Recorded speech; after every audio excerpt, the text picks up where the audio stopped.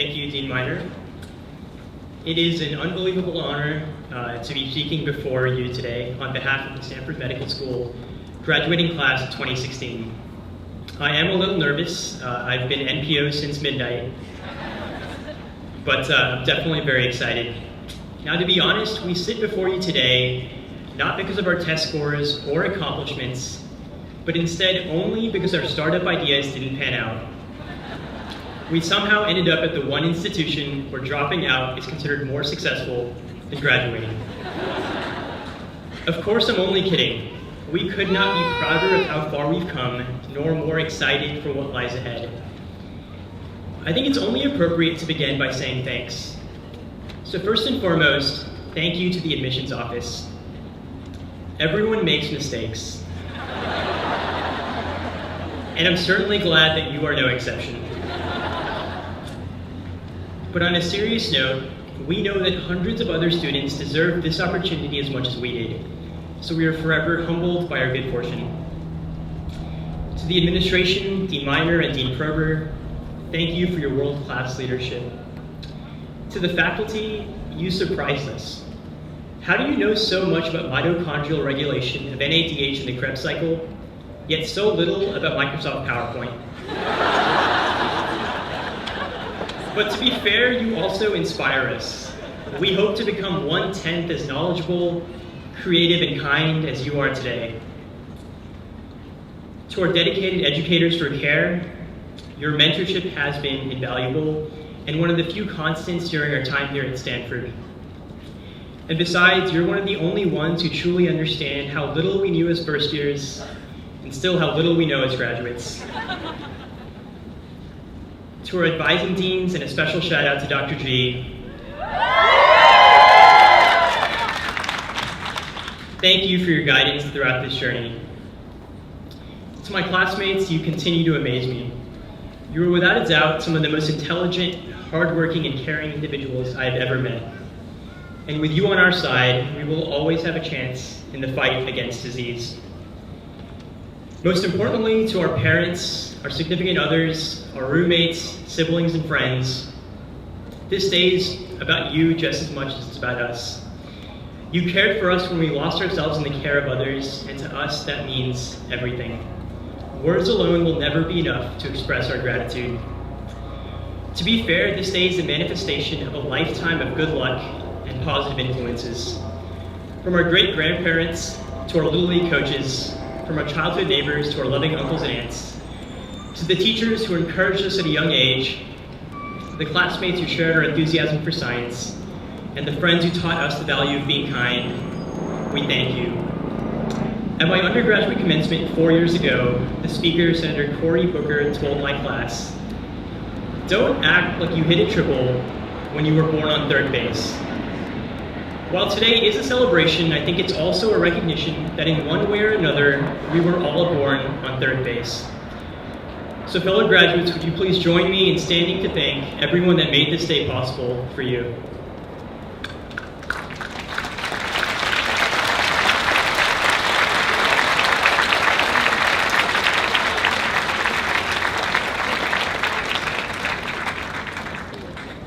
Thank you.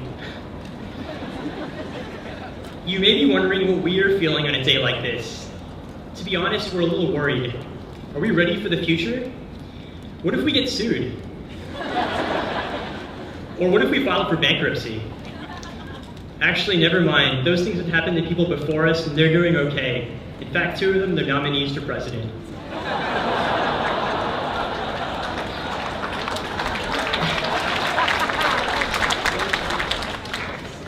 In just a few days, we will venture out into hospitals all over the country, but before we go, I wanted to spend one last time looking back at the road we traveled. For many of us, our first medical school experience was the sweat camping trip, where we split into groups of 10 for a backpacking trip in the mountains. On my second night there, I found myself in a tent with 2 classmates, staring up at the secrets of the sky, losing myself in the wild expanse of the stars, and silently thinking, I hope a bear doesn't kill me. Next came the preclinical years. After our very first medical school exam, I distinctly remember opening an email titled, "Exam Results." I saw my score, which was lower than the score of many of my classmates, and I thought there must be some mistake.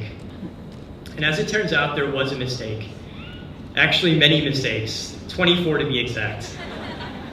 Apparently, I had learned close to nothing about the biochemistry of protein synthesis, but I had learned that I was now in the company of brilliance, which at times can feel intimidating, but mostly feels inspiring. The learning curve in the preclinical years was steep, but we managed to find our way. We persevered through anatomy, physiology, and pathology, and we even managed to pick up some real-world skills. For example, we learned that watching a 1-hour lecture on 2x speed is the perfect way to take a 30-minute nap. We learned that the 4 biggest risk factors for heart disease are hypertension, smoking, diabetes, and eating lunch at the VA cafeteria. And we learned that when a professor says, "This is my last slide," it's a good indication that you've reached the halfway point of their lecture.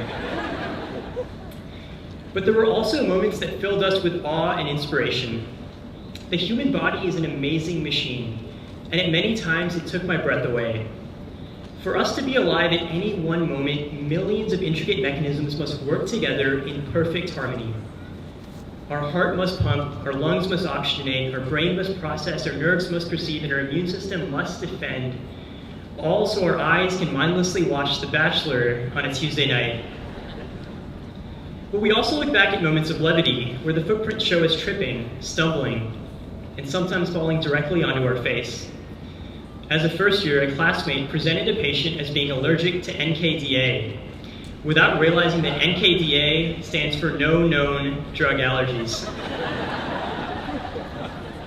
Another time in a clinical reasoning session, a close friend suggested treating a hypoglycemic patient with 4 dextrose, which as it turns out is correctly pronounced IV dextrose.